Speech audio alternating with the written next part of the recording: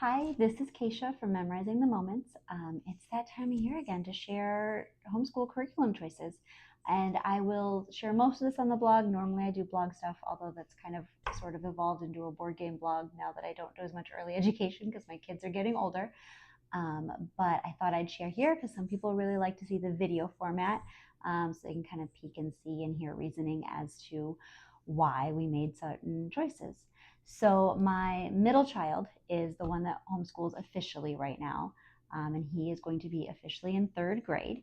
And this is going to be sharing what he is doing. I also have a newly turned 4-year-old who will be doing some like pre-K type stuff this year, but a lot less formal than what he's doing. So this is why I'm sharing his stuff. Okay, so we're gonna start with math. I have been a huge fan of Beast Academy. We used it when my oldest was a lot younger as a supplement, and then once my third grader was old enough to use it, we've been using it. So we've been using it since level 1. I was going to show this really quick. This is a puzzles book. It has different kinds of puzzles. They use different math skills. So we do this over the summer. He has to do a page or at least like 6 problems every day to get his screen time. But that's kind of a nice supplement. He's not learning anything new, but it's kind of keeping some of those math skills. Now, for third grade, we actually last year finished third grade math, and then we did the first quarter, so 4A of fourth grade. So then this year, we're going to go ahead and do the rest of fourth grade at Beast Academy, if I can get these up here. I really like them. They're really like problem solving based. They're more mastery based. There's not a lot of like just plain memorization or practice. We can do that obviously if there's a skill that he needs to practice, but for the most part, that's been a really good fit for him. So we've been really happy with that. And then I also thought I'd share some of our more mathy games. We do obviously play a lot of board games in our house, and all of those I feel like have hidden math, like with deduction or spatial reasoning, but these are more like homeschool math. So we have this Moby Whale. It's kind of like a bananagrams or a crossword, but with math problems. He actually doesn't love to play the game. He likes to just make equations and see how big of equations he can make and kind of mash them together. And then, I don't know how we say this, Adsumarai. This is a game where there are cards with numbers around them, and then there's a central number. You're trying to use addition, subtraction, multiplication, division to try to get to that center number. For varying levels, you can use more than one of the outside or more than 2 of the outside numbers. So we still have this. We've had it for a few years, but we still pull it out every once in a while. And then we added Prime Climb this year, or I guess we got it partway through last year. But this is a math game where you're trying to get to 100, but then it highlights some of the prime numbers or multiplication, addition, those kinds of things. There's a little bit of subtraction, division, but you tend to use mostly addition and multiplication in this one. But that is it for like formal math games at his age. I also, for math, thought I'd share once a week, usually on Fridays, he has to read some books. And one of them he has to pick any math book. We've got a whole big math section, but I thought I'd share some of the ones that he likes to pull out. So we've got this Robert E. Wells. We actually really like the whole series, but it's Can You Count to a Google? Can you count to a Google? So that's one he's liked for quite a while. This one was actually my oldest child's, and then it has been graduated down, How to Be a Math Genius. We have a few of these Usborne ones that this one's fractions, decimals. I think we have like a mental math one, but he really enjoys them and he'll pull them out pretty often. Amazing Visual Math has kind of been through a lot with all the flaps and stuff, but it's still going strong. It's still picked pretty often. And then this is another one that was my older son's, and now my younger son has kind of taken it over and enjoys it. But it is the School of Numbers. So he's got a whole bunch of others. There's some Right Start and some other ones that he enjoys. So he can just pick out kind of whatever he wants and just read one a week. All right, so next we're going to look at English language arts. So previously we've used various curriculum, like he's had, we've done all about spelling, and then we've done a grammar, and we've done a separate writing notebook, a reading comprehension. So this year we're doing something different. We're doing Hearth and Story. And it kind of comes in this big binder and all these pieces. So I'll kind of show you quickly. But it's got a writing component. So this is all of the writing stuff.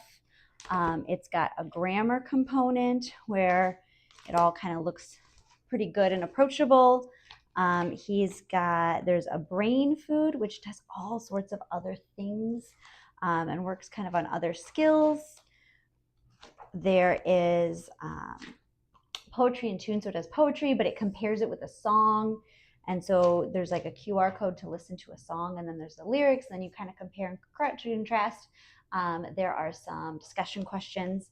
And then there is breakfast cereal, which is where the kids read some sort of series of a certain number of books. It can be any series they want. He's actually going to pick it out this fall. And then they kind of answer questions as they read each book, looking at kind of the themes that carry through, kind of with his like individual solo reading. So the only thing, and then there are literature studies. So we're going to do, this one is for the Lost Library. I kind of printed it separate. For all of these, I'll kind of move them into his binder.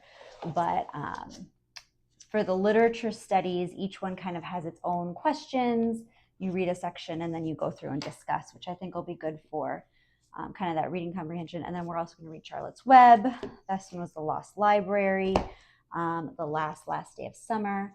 And then I think there might be one more, but this is what I've purchased so far for that. The only thing I'm not doing with Hearth and Story is spelling, because we have made it through level 5 of All About Spelling.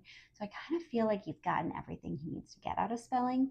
So what we're going to do instead, and then this is another one I printed from PDF rather than purchasing the bound book, is Word Roots. So Word Roots is from Critical Thinking Company. It looks at the like prefixes and base words and suffixes, kind of the Latin roots of various words, and then what they mean and how to put them together, and helps with like decoding harder words. I think this will serve him better than more spelling will at this point. It'll probably help with, language arts as he goes forward, if he takes any of the standardized tests, like the ACTs, SATs, and just kind of being able to figure out what words mean that are bigger, more complex words. My oldest did this when he homeschooled for a year. He did one of the harder levels, so this is kind of the beginning. So this is what we're going to do in place of spelling this year. And then he's also going to, he'll be doing this breakfast cereal, but then that's not going to take all year. So we'll do some read alouds and other things kind of as they come. I'll kind of let him pick as we go, try to do something that would be a little bit challenging for him or a little bit outside of his comfort level to do those together. Okay, so I showed you the word roots out of this binder. We're also going to do some logic, not a whole lot, but he enjoys it. I think it's an important skill for him to have. So this is kind of what we settled on for this year. He's done a lot of like the logic grid, the logic puzzles. But this year we're going to do Word Explorer, because I let him look at it and he was really intrigued by it. So he's doing Word Explorer level 1. He'll just do one of these a week. I'll put it in his binder, take it out here. That way that's the one he does a week. And then we're also going to do Crypto Mind Benders, Famous Quotations, which is another critical thinking company, but there's like a grid with letters, and then you have to try to figure out what this famous quotation is at the end. So he'll just do one of those a week, but he thinks those kinds of things are fun, so they should be relatively easy, kind of like a good warm up in the morning. And then the other one we're adding this week, it's currently in its own book. I'm probably going to tear these out and put them in his binder for each week, is this building thinking skills. We ended up going with level 2. We looked at kind of the sample problems of level 1 and level 2. I think this is within his range. I might need to help him a little bit. But the idea is we'll probably do maybe like 3 lessons a week or 3 pages a week, and then do it over a couple years. See if that's too much for him, then we can back off and do 1 or 2 pages. Or if he's really liking them, he can do it faster. But right now my plan's about 3 pages a week. And then will take us a couple years to get through it. So just kind of working on some of those different kinds of thinking and different kinds of thinking about thinking and logic type problems. All right, and the last thing I want to share for logic is logic games. So he will do a logic game every week. These are things I've been collecting since my oldest was younger. He gets to pick what he does. I kind of encourage him to pick something new or something different he hasn't done in a while. And then he also will play with these just on his own. He doesn't have to. But I kind of pulled out a few that I will show you. So we call these solo logic games. This one is the Canoodle Gravity. It's kind of like a Tetris. But we have a few of the canoodles, and he seems to like those quite a bit. These are educational insights, I think. The Smart Games, this like IQ Flow. This one's kind of also Tetris-y, but you have to slide them in, and they'll only slide in certain orders. So it's a nice kind of puzzle to figure out. Noodlers is kind of new to us. This is a Mindware one, but there's stars on these circles, and then you have these sticks, and you have to try to lay them to get all the stars separate. And then we have a bunch of Think Fun ones. So this one's the Laser Maze. This one's a big hit right now. It was my oldest. My youngest likes it too. And then this is a Marble Circuit one, where you have to get the marbles to kind of go down in certain ways. There's like a little card. But all of these are solo logic games. He enjoys them all. Like I said, we have been collecting them for a long time, so we've got a lot for him to choose from. And basically everybody in the whole family likes to play them. So that'll kind of be the last piece of the logic curriculum puzzle. Right? And then looking at social studies kind of has two components for us. So we're going to do a history component. I got this Curiosity Chronicles. This one is the snapshots of early modern history. So we did medieval history last year, and I really liked it. I liked that it's not super Eurocentric. It's very approachable. So it's got, lots of pictures and diagrams. It's kind of in a dialogue mode. So we'll do one chapter a week, and then there's like a kids activity book to go with it. So we'll probably pick one activity to do for each chapter. He likes to color the maps. He likes the crosswords. So that's kind of what we'll do for history. For some of the sections, like when we talk about, Shakespeare, we've got some other Shakespeare books we'll pull, or, supplement some of the art. I have the instructor's guide, and some of it talks about like art. So the art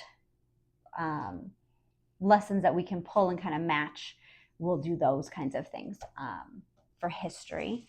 And then the other component is more like social studies, standards for the schools or for the year. Last year and the previous year, we used one called, I believe it was like Little Thinkers, and I really liked it, but they don't make it for third grade. So this year we're switching to Tony the Tourist. And so it's a units based. I pulled the units there were a couple units that didn't seem like they'd fit because they were like making maps, and this kid's been making maps since he was little, so he loves them.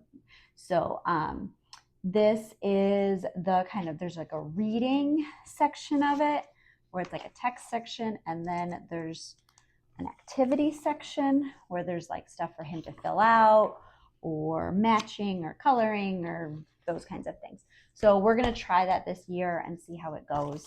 The goal is to get through like 2 activities a week, or 2 like sections of it a week.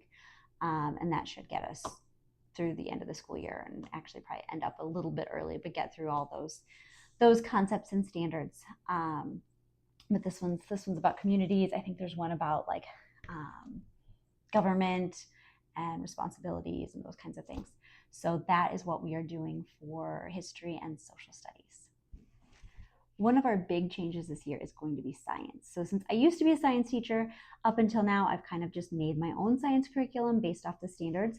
But this year, we are switching to Beast Academy. I have talked about how much I love them for math. So we're going to try them for science. This is just the first half. It's the first semester. The second semester I haven't purchased yet because we haven't used this. I want to make sure we like it. But it's got kind of that same comic book feel. And then it's got a bunch of lessons and supplements.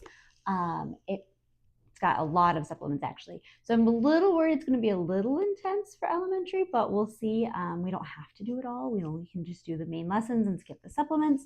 But that is this. But then we'll also pull things. I kind of pulled one for each thing, but we'll pull kind of books to go with whatever we're learning about. There's a unit on weather, so we'll do weather. There's a unit on ecosystems and habitats and surviving. We'll do that. We've got some like books on forces, so we'll do that kind of as a supplement, and hopefully we like it. And then we do the second semester of Beast Academy too, and then kind of can go forward doing that. But I really like that they're aligned with the NGSS, because I really like the way those standards are written and kind of talk about cause and effect and talk about kind of some of those cross-cutting concepts, not just the like, very specific science topics concepts. So we'll see how that goes.